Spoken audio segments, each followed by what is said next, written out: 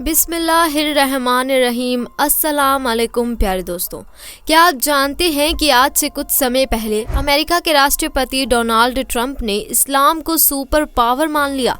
हाँ, आपने बिल्कुल सही सुना। वो देश जिसने कभी इस्लाम को अपना दुश्मन माना था, आज वही देश इस्लाम को अपनी ताकत मानने लगा है।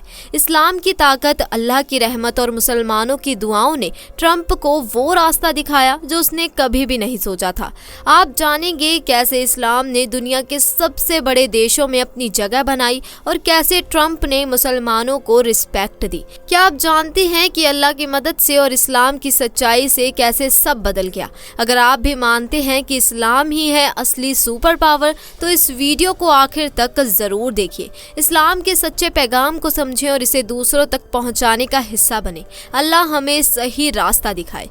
दोस्तों, जैसा कि आप सभी को मालूम है कि हाल ही में अमेरिका में चुनाव मुकम्मल हुए हैं और डोनाल्ड ट्रंप कमला हैरिस को हराकर अमेरिका की गद्दी पर बैठा है।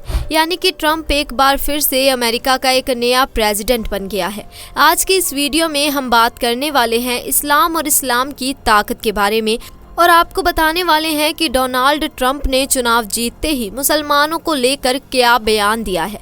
मुसलमानों और इस्लाम को अपना दुश्मन समझने वाला देश अमेरिका आज किस तरह से इस्लाम को सुपर पावर कहने लगा है, कैसे आज इस्लाम की ताकत को पहचानने लगा है। जानकर यकीनन आप भी हैरानो परेशान हो जाएंगे। इसीलिए आज का ये वीडियो आपके लिए बहुत ही खास है। दोस्तों, अगर आप भी सच्चे आशिक रसूल हैं तो कमेंट बॉक्स में अल्लाहु अकबर जरूर लिखें और इसे दूसरों तक भी शेयर करें। तो चलिए शुरू करते हैं। दोस्तों, सबसे पहले तो हम आपको बता दें कि पहले अमेरिका इस्लाम का सबसे बड़ा दुश्मन हुआ करता था। अमेरिका एक ऐसा देश था जो कभी भी इस्लाम को देखना पसंद नहीं करता था।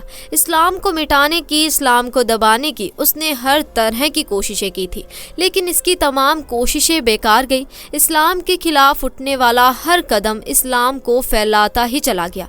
जब अमेरिका में हर तरफ से इस्लाम को बदनाम किया जाने लगा तो लोगों में इस्लाम को जानने की ख्वाहिशात पैदा होने लगी, यानी कि लोगों में इस्लाम को जानने की इच्छा होने लगी।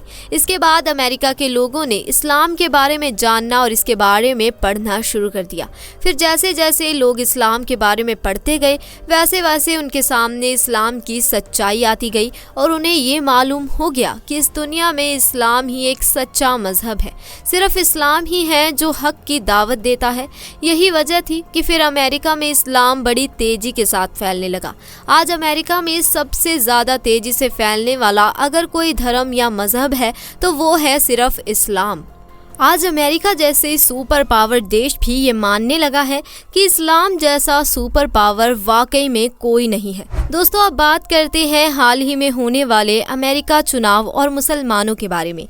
इस चुनाव में डोनाल्ड ट्रंप को पक्का यकीन हो गया था कि इस चुनाव में उसकी हार पक्की है, वो हारने वाला था। अब अगर उसे कोई जिता सकता था तो वो सिर्फ अमेरिका के मुसलमान हैं। इसीलिए डोनाल्ड ट्रंप ने चुनाव से सिर्फ एक दिन पहले सोशल मीडिया पर मुसलमानों की खुलकर तारीफ की और अपने अकाउंट पर लिखा कि इस्लाम एक शांति प्रिय धर्म है। मुसलमान अमन और चैन पसंद करते हैं, इसीलिए हम मुसलमानों को साथ लेकर काम करेंगे। और साथ ही मुसलमानों से अपील भी की कि अगर वो मुझे वोट करेंगे तो इससे शांति की बहाली होगी। इस बात से अमेरिका के मुसलमान इतने ज्यादा खुश हुए कि उन्होंने ट्रंप का खुलकर साथ दिया। यानी कि अमेरिका के सारे मुसलमानों ने ट्रंप को वोट किया, जिसकी वजह से ट्रंप ने कमला हैरिस को हराया और चुनाव जीत गया। फिर एक बार फिर से अमेरिका का प्रेसिडेंट बन गया। इसके बाद डोनाल्ड ट्रंप ने अपने पहले भाषण में मुसलमानों का शुक्रिया अदा किया और कहा कि अगर मुसलमान उसे वोट नहीं करते, अगर मुसलमान उसका साथ नहीं देते तो वो कभी भी चुनाव नहीं जीत सकता था। इसके बाद डोनाल्ड ट्रंप ने इस्लाम की भी खूब तारीफ की।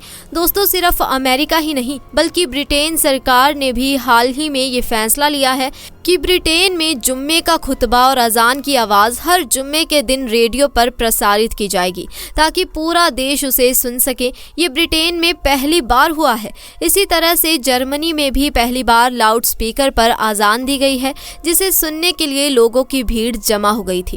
कहने का मतलब ये है कि पूरे यूरोप में लोग इस्लाम से काफ़ी मुतासिर हो रहे हैं और इस्लाम में दाखिल भी हो रहे हैं। यानी पूरे यूरोप में इस्लाम बड़ी तेज़ी के साथ फैल रहा है और ख़ासकर अमेरिका में हाल ही में इस्लाम कबूल करने वाले लोगों की संख्या में बड़ी तेज़ी से इजाफा हो रहा है। अभी हाल ही में अमेरिका के एक चर्च में अजान भी दी गई थी, जिसे आपने भी सोशल मीडिया के ज़रिए से ज़रूर सुना या देखा होगा। और यही नहीं, अब तो लंदन, अमेरिका और न्यूजीलैंड की असेंबली में भी कुरान पाक की तिलावत होने लगी है। और जहां पर अजान को बैन किया गया था, यानी कि जहां पर अजान पर पाबंदी लगाई गई थी, वहां पर अब अजान देने का सिलसिला फिर से शुरू हो चुका है। यहाँ तक कि वहाँ के साइंटिस्ट भी इस्लाम की तालीम को सच साबित कर चुके हैं।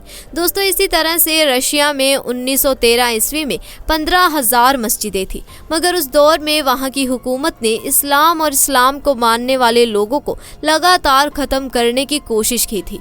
इस वजह से सोवियत यूनियन के दौर में सिर्फ 94 मस्जिदें ही बाकी रह गई थी। यानी कि बाकी मस्जिदों को या तो शहीद कर दिया गया था, या फिर डांस बार में तब्दील कर दिया गया था, या फिर उन मस्जिदों पर ताला लगा दिया गया था।